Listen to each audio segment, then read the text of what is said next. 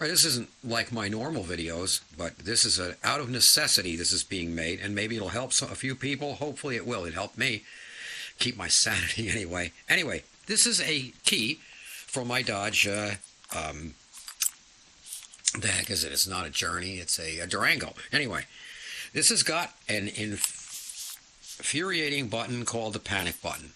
And anything can set this off. When it's in your pocket, especially the little separate pocket in the jeans above the main pocket, it's a fairly tight fit, and it's very easy to activate this button by mistake.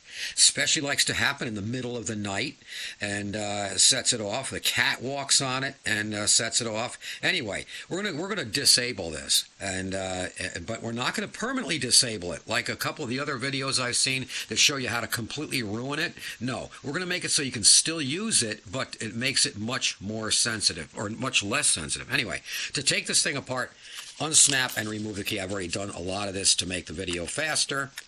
To take these apart, they're snapped together, but they're also glued.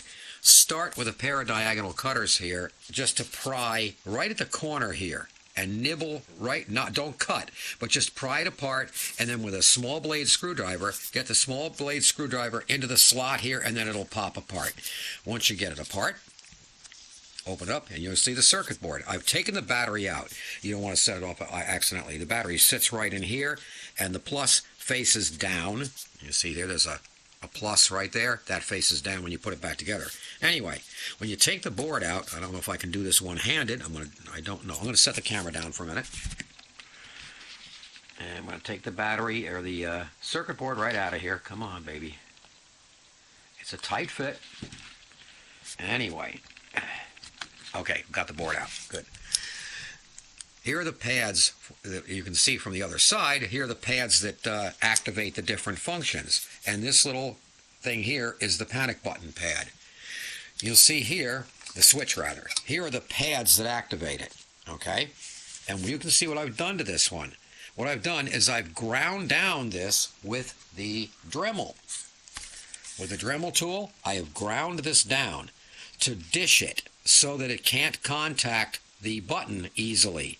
But it can still contact. When you need to activate the panic button, you dig into it with your fingernail real hard, and it will still activate the panic button if you ever have to use it. But it won't go off accidentally anymore because you've given it a lot more room between the surface, the top of the button here, and you've given a much deeper surface here by grinding this down, and you haven't ruined the effectiveness of the panic button. So that's it. That's today's little quickie fix for an annoying problem of the panic button misfiring. And that's it.